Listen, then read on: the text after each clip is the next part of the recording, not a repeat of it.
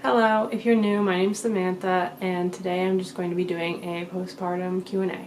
I am 2 months postpartum now. My baby is 10 weeks old, if you want to be more technical than 2 months. And I asked some questions on YouTube and on Instagram, and I'm just going to go through them.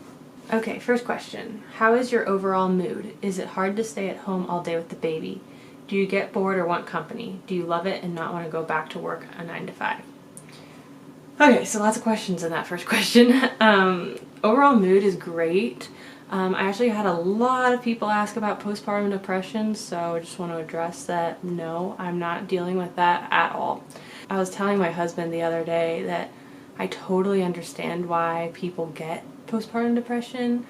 It's hard work. You are with the baby like a lot of the time of the day. Breastfeeding is really hard. Having a baby is really hard, and watching her all day long and making sure she goes to sleep and she's not overtired and she has everything she needs. It's a lot of hard work, but for me, and I know this isn't the case for everyone, but for me it's like the one thing that I've wanted forever. So it's kind of like it's the dream job. Just think about if you have a job that's okay, not your dream job. It's probably way more easy to do that job every single day and get depressed because you're just kind of bored with it, because you're like, this isn't really how I want to be spending my day. Not to say that you don't love your kid, right? But maybe that's not just how you want to spend your day. For me, this kind of is the dream job. This is how I want to be spending my day. I love spending my day with her, so I think it would be harder for a person like me to get depressed. Even in your dream job, there's going to be stressful, hard days. We've had a pretty hard week, actually. But, you know, it's your dream job and you like it. And it's what I have always wanted to do. Do I get bored or want company? Sometimes I get bored, but not usually. I'm not really a people person anyway. I'm kind of very, very introverted. I love being in Alaska, kind of just far away from people. I feel like it's kind of like a detox. We're not going to stay here forever and we'll go back to our family and friends, but for now, just having some distance from everything is actually really awesome for me. I'm just really enjoying it, and I love all those people and they're great and I really like hanging out with all of them, but I don't know, I just I feel like for this amount of time it's great to be kind of away and doing my own thing.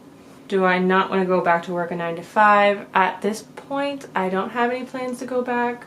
When we left Virginia, I had to quit my job, which was kind of silly because I was doing a lot of it remotely anyway. If they had let me keep my job when we moved to Alaska, then I'd probably still be working it, and I'd probably be moving back to Virginia to work there after this year. But, you know, I couldn't keep that job. So now that I haven't been at it, I don't really have any plans to go back to a 9 to 5, any 9 to 5, but that could change. I could get bored, things could happen.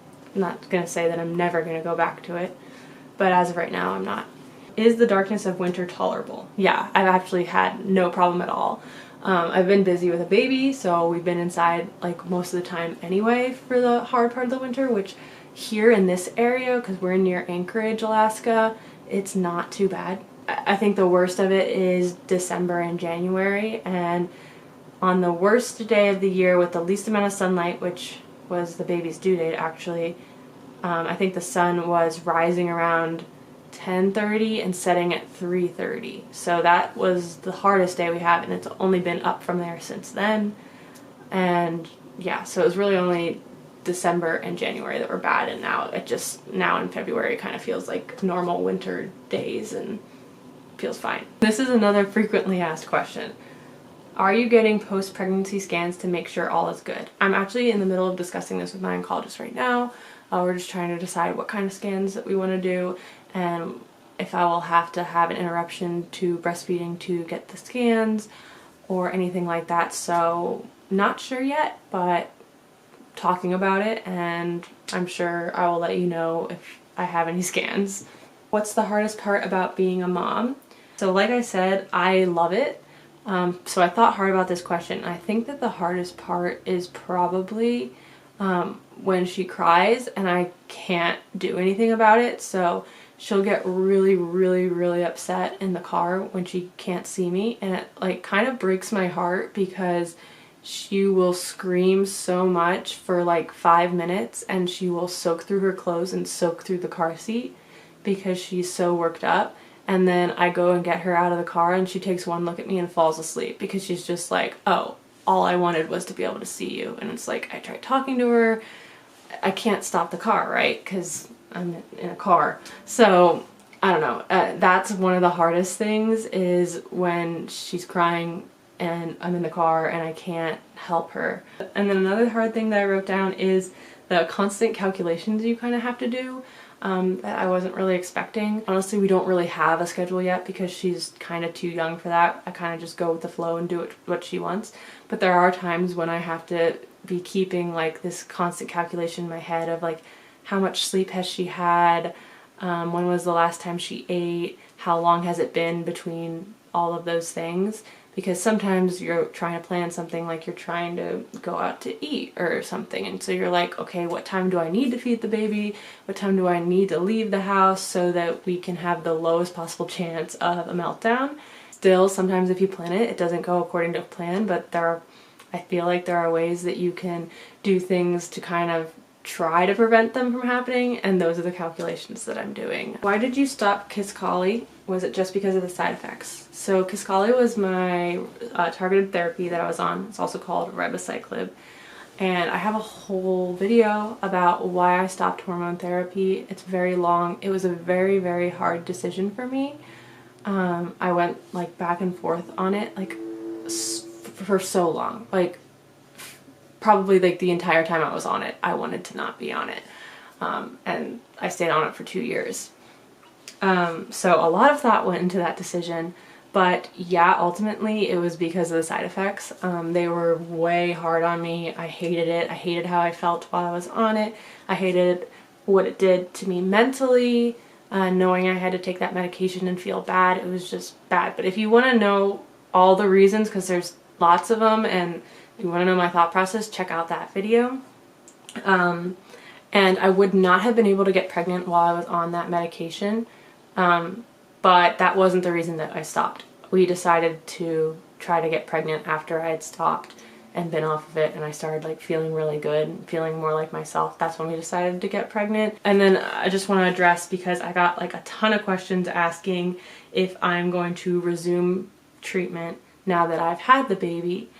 And right now I don't really have any plans to go on any hormone therapy, but it's possible that I might do some Zometa infusions, which was kind of like a bone protecting drug that I was doing every 6 months. I would get an infusion at the cancer center, so I might be doing that. But again, I'm talking with my oncologist about that, trying to figure out if it makes sense to do that, and then if I will have to like interrupt breastfeeding to do that. How are you feeling about the choice to have an epidural during your daughter's birth?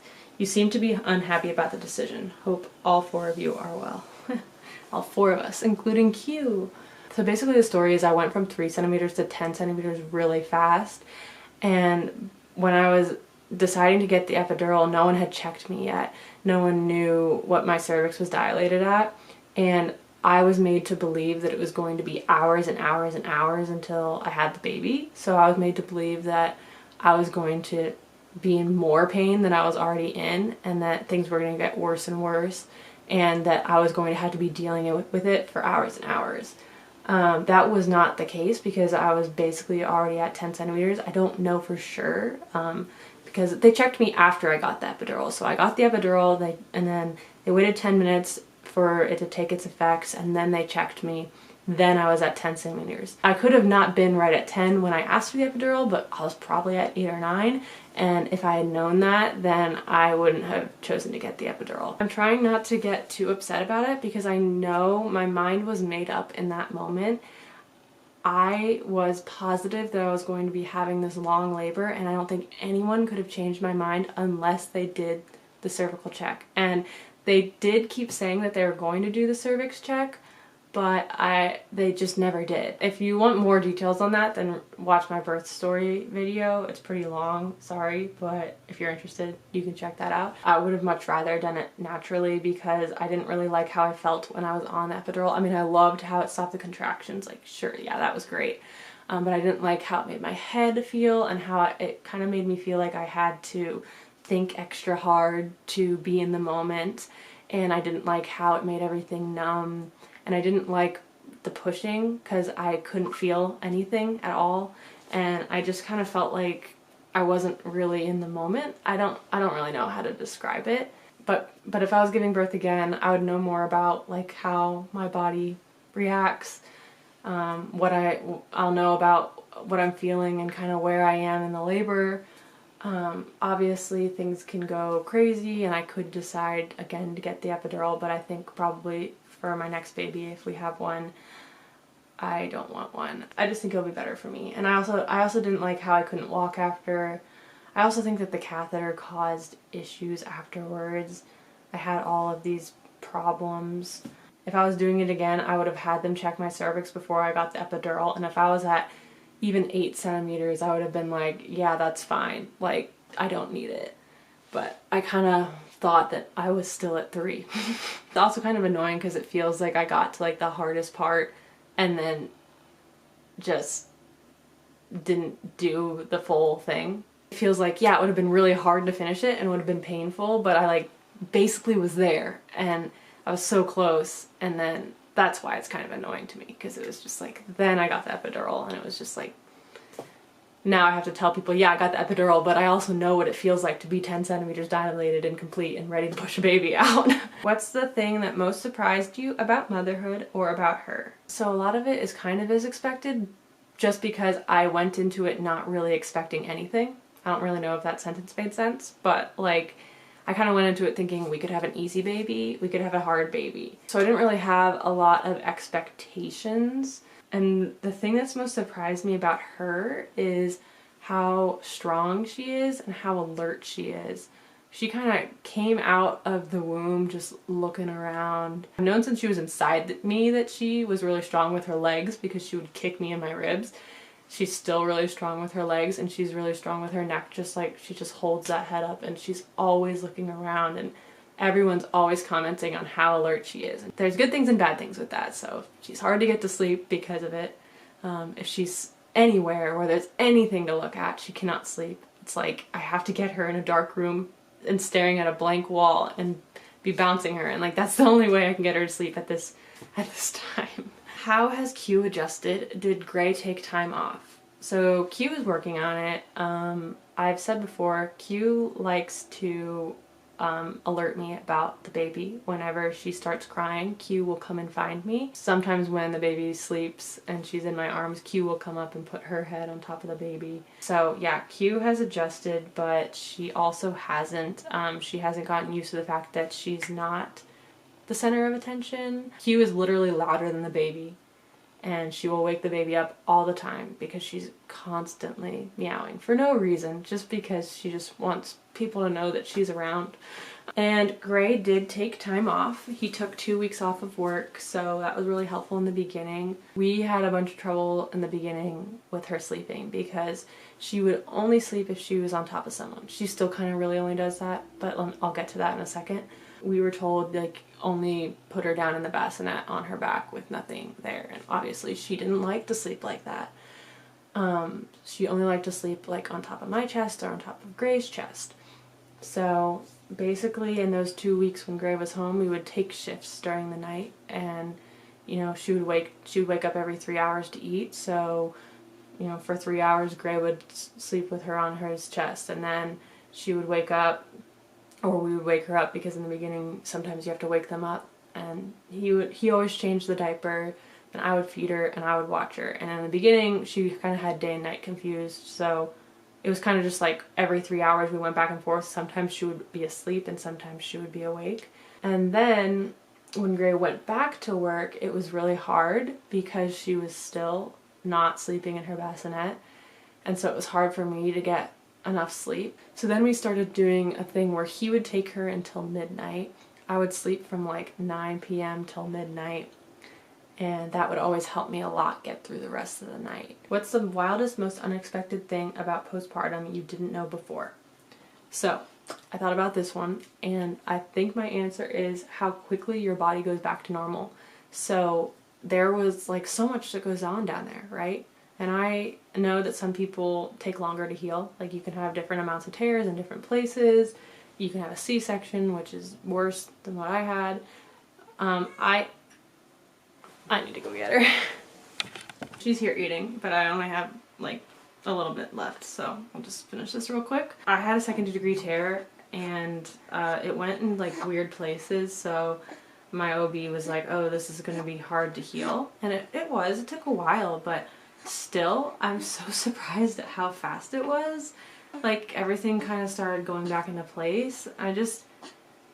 Breastfeeding was super painful, and I'll probably make a whole video on that, but like, that was the thing that I was still using my pain medication for. It wasn't for the stuff that it was prescribed for.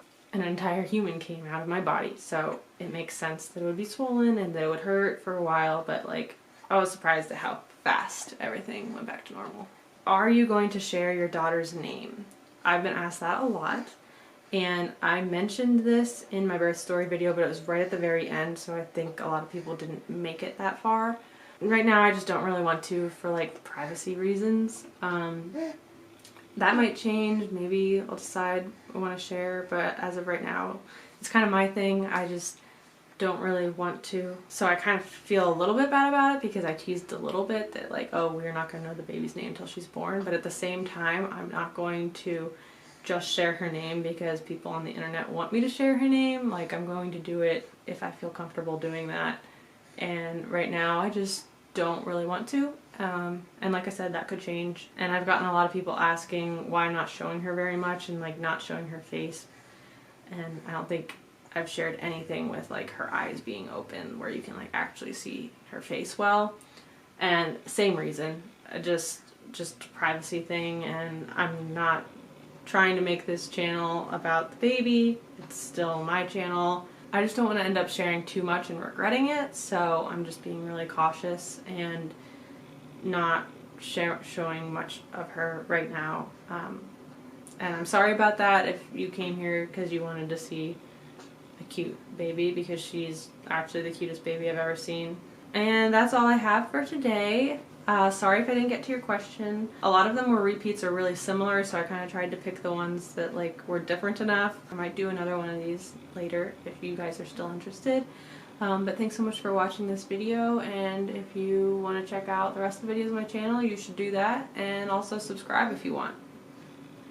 Yep, that's all. Bye!